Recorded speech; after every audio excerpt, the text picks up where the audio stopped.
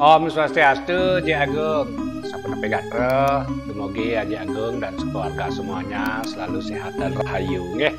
Nah niki sesuai dengan perencanaan Aji Agung dan sekeluarga akan membangun balai daja, renovasi balai daja yang sudah ada nggih. Niki sudah tidak buatkan gambar.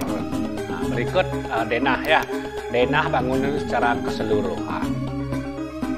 Pertama-tama asumsikan niki gambar kompas yang tunjukkan. Ini artinya utara nggih. Nah, niki utara ya. Utara, kemudian tanda panah itu artinya menunjukkan nggih. Kalau diulangi niki utara ya, secara keseluruhan utara, berarti ini adalah selatan, kemudian ini barat, ini timur. Jadi jeruannya atau rumahnya di sebelah timur nggih. Sebelah timur jalan. Oke, langsung aja saya masuk nggih di angkul-angkul niki. Kan angkul-angkul nggih. Kemudian kita ketemu dengan aling-aling. Nah, niki. Nah, kemudian terus lanjut nganginang. Nah, niki, nganginang. Nah, disinilah akan membuat balai daja. Seperti ini tampilannya nanti nggih. Nah, seperti ini niki artinya tampak barat. Ke tampak barat. Kemudian niki adalah tampak selatannya nih ke Aji Agung nggih. Nah, kita tampak selatan. Nah, sementara niki adalah tampak timur. Nah, niki tampak timur nggih. Jadi di sini ada pintu untuk ke tetangga ngaleran pengajan nggih. Niki adalah merajan. Kemudian niki adalah balai loji, balai dauhan, tempat kita ngobrol kemarin nggih. Nah, di sini yang niki nggih, di sini kita ngobrol kemarin. Nah, di sini nggih sareng ngaji, sareng semuanya seperti itu. Nah, kemudian lanjut ketika bangunan lama itu ya yang sudah ada nggih. Mungkin bangunan lama itu posisinya kemarin kalau nggak salah ya tidak jauh-jauh. Inilah dari sini nggih. Kalau nggak salah sekitar di sini ya. Nah, di sini sekitar di sini kayaknya nggih. Nah, di sini posisinya nggih. Nah, seperti itu. Atau barangkali yang garis saja dari sini ya. Kemungkinan dari sini. Agak penuh kayaknya nih. Agak penuh. Nah, di sini kemarin bangunan ini kan lama. Ini ke Jagung. Nah, mungkin ketika misalnya bangunan lama itu kita nolkan, yang akan tutup ini satu persatu ya. Yang tersisa hanya tanah asli. Ya, yang tersisa tanah asli. Nah, jadi masih ya, ini masih, kemudian semua akan yang plus ya.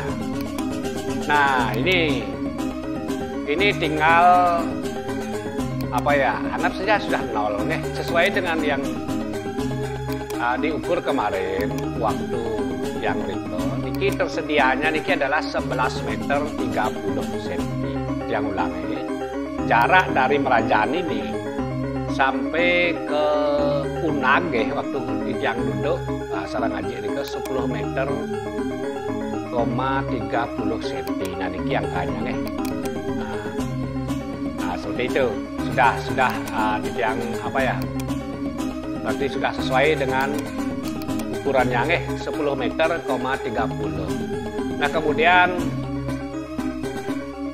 jadi kita akan menyesuaikan niki sesuai dengan kebutuhan. Nah, yang akan kita bangun nanti dari sini pepet sebelah utara niki nggih. Nah, niki akan membutuhkan media ya, membutuhkan media segini.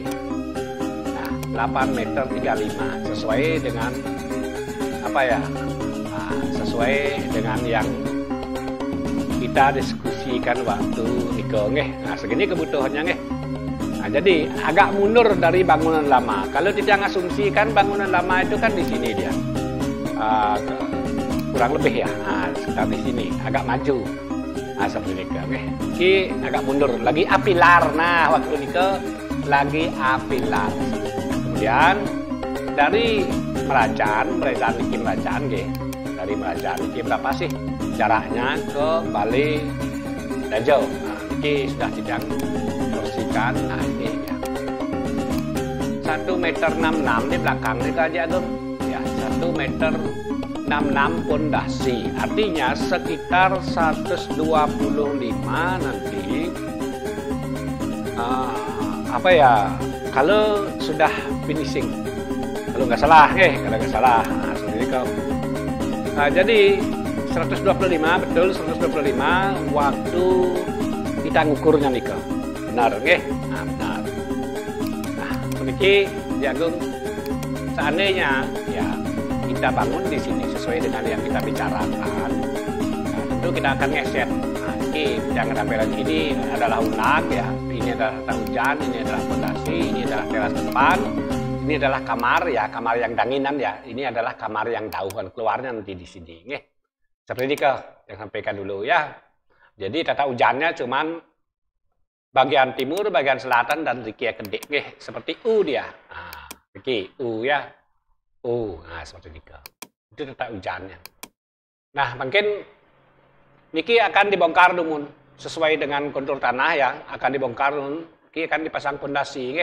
Singkat cerita, pondasinya akan titiang pasangkan pondasi. Nah, Niki. Kalau pondasinya sudah terpasang begini jadinya pondasinya. Nah, seperti ini. Seperti ini. Nah, seperti ini pondasinya. Tentu di sini akan ada kolom praktis nanti. Setiap sudut ini ada betonnya nanti. Kalau titiang sengaja belum titiang buat ya pondasinya, maksudnya betonnya Niki 25 cm begini dia. Untuk penguatannya. Nah, 25. Kemudian di sini setiap sudut 25 cm. Nah, seperti ini Niki akan ada pembesian Pembesian. Nah, ini pembesiannya warnanya Jadi yang kasih warna beton Agung Warna beton. Nah, ini warna beton. Seperti ini nanti setiap sudut Nah, setiap sudut seperti ini nanti. Sama juga semuanya semuanya. Nah, seperti itu setiap sudut itu ada betonnya seperti ini. Nah, kemudian ini adalah jongkok asu, tempat sako itu bertumpul. Nah, ini sako, ini sako, ini sako, dan ini sako. Nah, seperti itu. Ya, jongkok asu. Nah, jadi, ketinggian pondasi ini, berapa ketinggian pondasi? Nah, jadi, ketinggian pondasi sudah dihitung sesuai dengan, sesuai dengan bangunan yang ada di balai yang mana ya? Balai yang niki, balai gede niki, maaf. Balai Sakaloras niki. Acuannya dari sini Riki, sehingga yang menemukan pondasi sekian. Next nanti plus pelat dan lan keramik ya atau granit itu lagi 10 cm. Pelatnya lagi 5 cm, keramiknya lagi 5 cm, itu artinya sekitar 100 berapa ya? 105 ya. 105 tingginya nanti. Dari halaman seperti itu. Nah, singkat cerita, ketika pondasi sudah terpasang seperti ini, tampilan pondasi. Nah, ini unag menuju kamar yang dauhan Nah, niki unagnya. Niki unag menuju teras. Niki. Nah, singkat cerita, ketika pondasi itu sudah terpasang, akan titiang urug mungkin niki. Kita urug. Nah, niki urug dumun Jadi tanah ini harus dipadatkan, harus diurug Diurug. Nah, setelah diurug, disiram biar padat. Nah, seperti ini Nah, kemudian ketika pengurugan sudah tanah itu sudah setinggi pondasi, bahkan harus lebih tinggi lagi dikit Ini akan disiram nanti biar padat nih, biar padat. Tujuannya agar sedikit terjadi penurunan nanti. Seperti itu ya. Ini harus pakai air dicocok ya, dicocok pakai air, disiram sehingga tanahnya padat turun. Nah, seperti ini ke. Singkat cerita, kalau sudah padat pengurugan ini bukan berarti ini tidak akan turun lagi. Pasti turun lagi berapa persen, cuman persentasenya sedikit nih. Nah, tujuannya bagaimana caranya ketika terjadi penurunan agar keramik kita atau lantai kita tidak dipengaruhi, tidak jebol, ikut turun seperti itu. Kita siasati dengan pemasangan pelatnya. Nah, setelah pengurugan ini selesai, kita anggap sudah padat ya, kemudian dipasangin pelat. Nah, niki pelatnya nggih. Nah, di pelat wajib niki di pelat. Dirabat dengan wear mesh niki besi niki, yang kotak-kotak niki besi niki nggih, wajib. Ini standar. Standar konstruksinya memang seperti ini harus ya. Jadi memang sepintas tidak ada gunanya, tetapi secara ilmu konstruksi ini wajib ini. Wajib ada. Kenapa? Ini tujuannya untuk mengantisipasi, menopang ya. Pertama, menyatukan kekuatan. Di sini kan ada kolom. Yang di sudut-sudut ini ada kolom. Kolom ini akan tergabung menjadi satu kesatuan. Siapa yang menggabungkan ini, pelat ini, seperti itu. Kalaupun misalnya terjadi encat di sini, jadi ini tidak akan berpengaruh. Nah, itu yang kita maksudkan. Itu yang kita maksudkan, akan menjadi satu kesatuan kekuatan, kuat banget. Nah, seperti itu. Pertama. Yang kedua, menghindari efek ketika tanah urug, ya, tanah urug yang ini ya, tanah urug yang iki, yang maksudkan yang urug tadi, ketika mengalami titik jenuh, ya, itu tidak akan berpengaruh kepada lantai kita. Jadi plat inilah yang akan menopang, plat inilah akan menopang. Walaupun turun misalnya 1 cm begitu misalnya, atau bergerak misalnya di bawah itu, ini tidak akan berpengaruh. Lantai kita di atas itu akan tetap aman, seperti itu ya.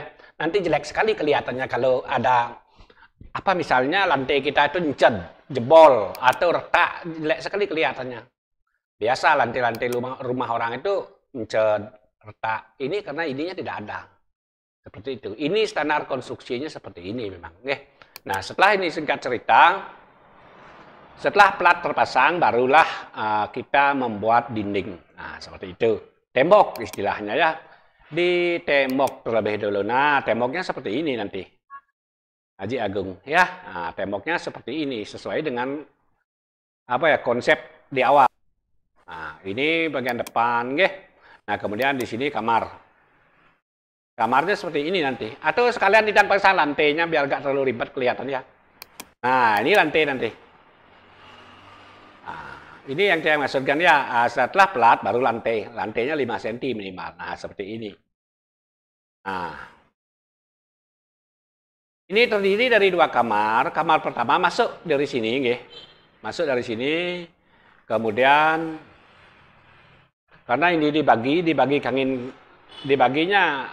dangin dan daun, kamar selainnya seperti ini nanti dia. Nah, anggaplah dari dalam, masuk dulu ke utara, kemudian turun. Ini cuman berapa ya? Penurunnya cuman 16 cm, 16 kali 2, 32 perbandingannya. Nah, seperti itu ya. Nah, seperti ini turun, kemudian kamar sini ya, kamar. Nah, seperti itu. Kamar yang ini, pintu masuknya ini. Nah, sementara kamar yang ini masuknya dari barat. Nah, seperti ini, begini jadinya. Nah, begini jadinya, Nah, seperti ini. Nah, langsung kita tampilkan tapi wastani ke propertinya. Bednya. Nah, begini tampilannya nanti. Kalau sudah kita pasang bed. Nah, masuk dulu ke kamar. Yang daun, kita cerita yang daun ini ya. Daun. Masuk dulu ke kamar. Nah, artinya kita dihadapkan oleh tembok ini. Tapi tidak sempit-sempit amat. Kemudian di sini ada almari pakaian. Nah, almari pakaian. Nah, ini almari pakaiannya ini. Ya, di sini ada nge-L dikit ya. Nah, almari pakaian. Kemudian di sini ada bed. Sirah ini ke dajanan ya. Nah, seperti ini. Nah, kemudian ada meja apa ya istilahnya laci ya. Ada laci, di atas laci ini ada lampu tidur seperti ini ke. Nah, ini motif bednya. Jadi untuk pemasangan bed, penempatan bed itu jangan dekat ke dinding, jangan mepet ke dinding ya. Ini ke biasanya sih dipepetkan ke dinding. Itu salah sebenarnya, salah. Jadi harus di tengah-tengah dia, tidak boleh mepet. Bed itu tidak boleh mepet dinding. Jadi ini bisa lembab nanti. Harus di tengah, harus ada sepis. Begitu. Jadi biasanya kalau orang tua kita dulu itu pasti suka memepetkan apa ya bed itu ke dinding. Mungkin tujuannya bantalnya agak jatuh-jatuh atau saputnya bed covernya tidak jatuh seperti itu. Mungkin tujuannya agar itu tidak jatuh, tapi secara ini tidak disadari kita tidur itu akan terjadi apa ya, kita kena imbas lembab dari tembok. Jadi lembab itu tidak baik untuk kesehatan, itu intinya nggih. Nah, seperti ini tampilannya bisa kamar rias. Lumayan gede nih kamarnya nggih. Kamarnya lumayan gede. Kalau tidak hitung kamar satu kamar niki nggih. Berarti 3 meter, Je. 3 meter dikali 3 meter 3 bahkan dalam ya. Nah, dalam niki. 3 meter 3 dikali 496, hampir 5 meter. Dalam. Kalau luar berapa ya luar ya? Ini kamarnya aja 5 meter 24 cm. 5 meter 24 cm. Kali 317. Nah, seperti itu. Oke, nah, lumayan gede. Sama, ini juga sama sekian. Karena kita bagi 2. Bagi 2 di sini maksudnya, bukan di sini. Nah, seperti ini ke. Di sini bagaimana penempatannya? Ini sehat sekali. Sama. Bednya itu menghadap sirah ya. Sirah itu dajanan, kemudian ada laci, ada lampu tidur, kemudian ada meja rias, niki nggih. Nah, meja rias. Kemudian ada almari pakaian. Ini ke nggih. Nah, ini untuk di dalam. Ini tampilannya nggih. Nah, kemudian akan Titiang pasangkan style Bali-nya. Oh, belum ya. Titiang pasangkan sakenya. Nah, sake. Mana sake niki? Ini sakenya Titiang pasangkan. Nah, ini nanti. Sakenya. Jadi, yang sake ini berapa ya lebarnya, nggih? Yang enak itu 12 cm, Je. Ya, biasanya kan dibuatkan 10 gitu misalnya.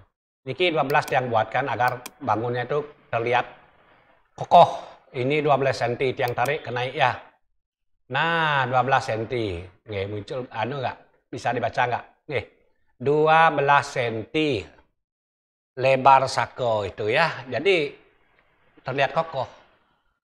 Nah, seperti ini tampilannya. Kalau belum ditempel style Bali ya. Nah, seperti ini. Coba Titiang pasang atapnya mungkin. Niki atap akan Titiang pasang ya. Ya, seperti ini nanti aja ya. Nah, seperti ini tampilan Bali Daje. Nah, ini pencahayaan tujuannya nih, pencahayaan. Glass block nih. Nah, ventilasi jendela sangat memadai. Jadi sudah sesuai, sudah terpenuhi standar kesehatan, sudah terpenuhi nih. Seperti ini ke. Nah, kemudian di sini ada dak nih ke. Nah, niki daknya nih. Nah, niki daknya begini tampilannya nanti setelah di dak. Oke, Titiang akan close dulu atapnya nih. Nah, seperti ini. Jadi mungkin alasnya kenapa ini harus di dak nih? Kenapa harus di dak di sini? Kenapa tidak sekalian aja atap gitu mas? Mungkin begitu pertanyaannya nih.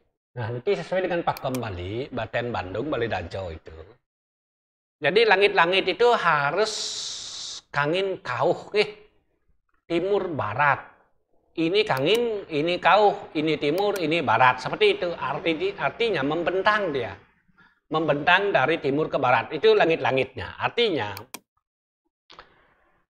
Balai Dajo itu pakemnya memang seperti itu. Yang hampir tidak pernah melihat Balai Meten Bandung, Balai Dajo itu langit-langitnya Kajo Kelot.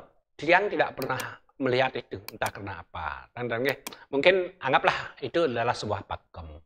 Nah, jadi ketika kita membuat Balai Bandung, Balai Dajo itu dengan kamar yang ya kebutuhannya kamar lebih luas lah ke belakangnya, tentu kendalanya akan tidak bisa membuat langit-langit kain kau.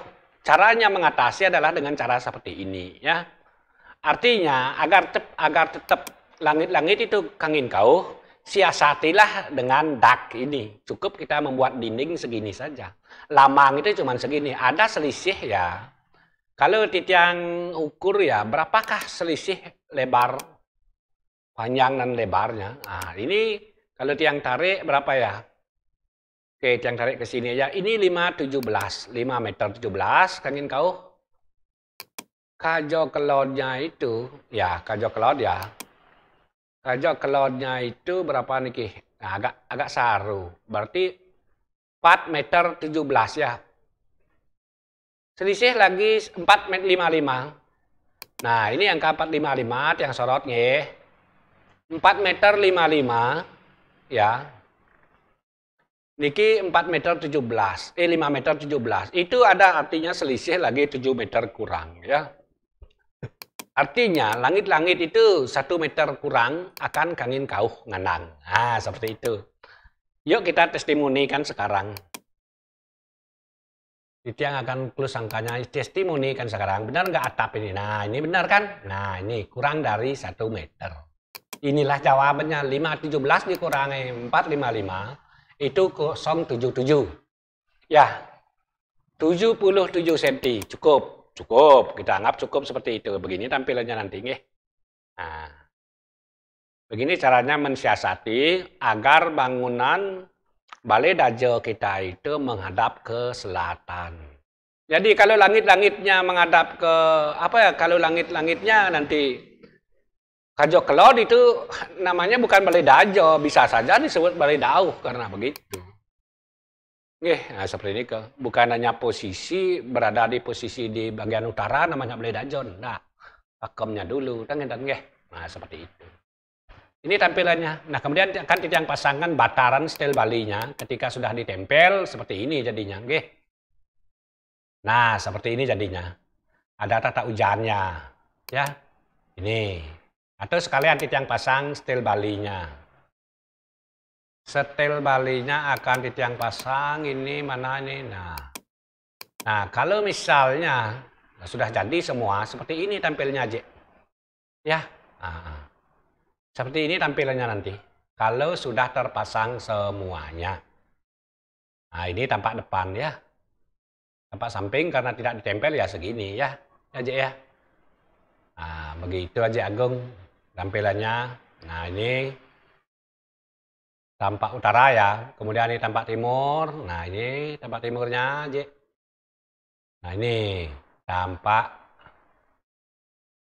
selatan, tampak depan. Nah kemudian kita sekarang menghitung berapa sih tinggi bataran secara keseluruhan setelah pasang. Tadi kan Titiang memperlihatkan di pondasi tingginya, pondasi sama lantai. Sekarang kita ukur kebenarannya niki dari halaman sampai betul-betul setel Bali ini datang. 105 yang Tiang sampaikan tadi ya. 1 meter 5. Niki jawabannya 1 meter 5. Tetap dia 1 meter 5. Artinya ketinggian Balai Dajo ini batarannya niki sudah lebih tinggi lagi Amusti dari balai ini, balai gede ini. Nah, itu yang Tiang masukkan dari balai Sakaloras ini kan Balai Sakaloras di sini, Nah, jadi karena ini 90 kemarin, 90 ditambah 15 karena Amusti itu 15 sehingga 90 tambah 15 jadi 105. Ini jawabnya 105. Iki ya, jelas kan nggih 105 dari halaman. Nah, seperti ini ke Haji Agung ya, nanti tampilan rumahnya. Nah, sekarang perhitungan unagnya bagaimana? Ketika tinggi Batar itu adalah 105, di sini ada tiga unag nanti. Haji Agung, 3 unag. Setiap unag itu berapa ya? Niki 21. Enak sekali Haji Agung. 21 unagnya, tingginya ya. Jadi untuk nak istri, anak istri ini enak sekali. Jalannya di sini ini enak. Nah, kalau Titiang angkat figurannya Niki sekarang. Nah, ini figuran ya, anggaplah figuran seperti itu. Kalau lanang-lanang sih gampang untuk napi asal ke naik turun.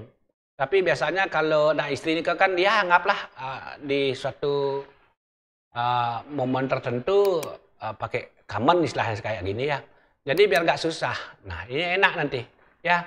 Enak nanti 21. Jangan lebih dari 21. Susah nanti nak istri. Nah, kalau kita hitung sekarang unagnya dengan 3 unag ini berapa ketean unagnya niki? Nah, kenapa 3? Ini yang paling bawah ini disebut dengan yang niki yang tiang tanah ini ki. Nah, yang tiang tanah niki oke, di sini aja ya. Yang tiang tanah niki bukan unag. Niki ini bukan unag. Nah, ini bukan unag. Nah, yang tiang tanah ini adalah tata ujan nggih. Nah, tata ujan. Kenapa ini disebut tata ujan? Karena posisinya niki tidak pada satu titik. Dia itu melingkar, mengelilingi bangunan. Seperti itu, mengelilingi, tidak satu titik. Nah, sementara unag, definisi unag adalah sebuah pijaan kaki atau lebih ya. Pijaan kaki 1 atau lebih.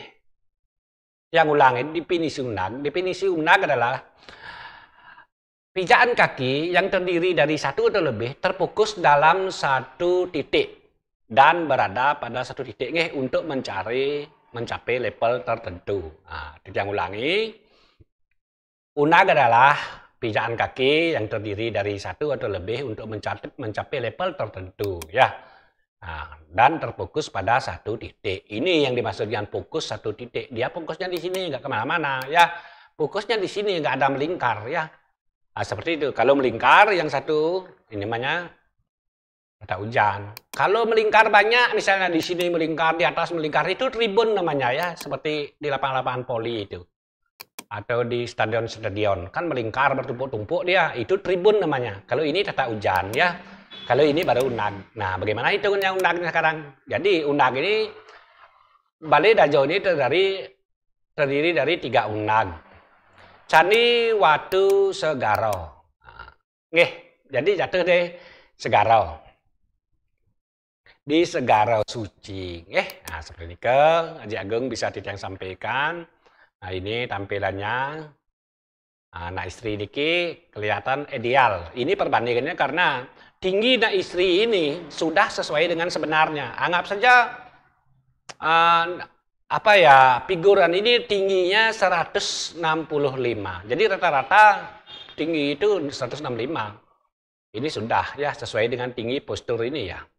Ini figur ini sudah sesuai tingginya. Nah, beginilah perbandingannya nanti ketika kita berdiri di sini. Nah, beginilah perbandingannya nanti rumah kita. Haji Agung. Terserah nanti Haji Agung mau pakai bata merah misalnya seperti ini, tidak masalah. Pakai kombinasi ada abu-abunya, campuran parasnya, tidak masalah. Nah, yang penting paham dulu dengan postur bangunannya. Oke, nah, seperti ini. Nah, menurut yang niki sih elegan, cantik banget ya. Nah, seperti ini Haji Agung ya. Nah, jadi dengan bangunan yang ada di sini tidak terlalu bepet juga, masih ada space. Di sini kan ada bangunan. Nah, seperti ini ke Haji ya. Nah, seperti ini tampilannya. Seperti ini ke Haji Agung bisa Titiang sampaikan, semoga saja bisa dipahami dan juga bisa bermanfaat ya.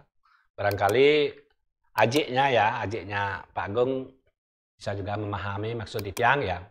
Jika ada hal-hal yang memang perlu ditanyakan Atau yang belum mengerti bisa Titiang jelaskan nanti nggih. Seperti niki bentuk fisiknya seperti ini. Nggih. Baik. Haji Ageng, begitu dulu. Sampai nanti ya. Jika berkenan mampir nggih di kantor atau Titiang yang tangkil ke Jeruang nggih. Enten nuwun Haji Ageng, suksema uratiannya atas waktunya. Terima kasih. Titiang sinap dengan Pramo Santi. Om Santi, Santi, Santi, Om.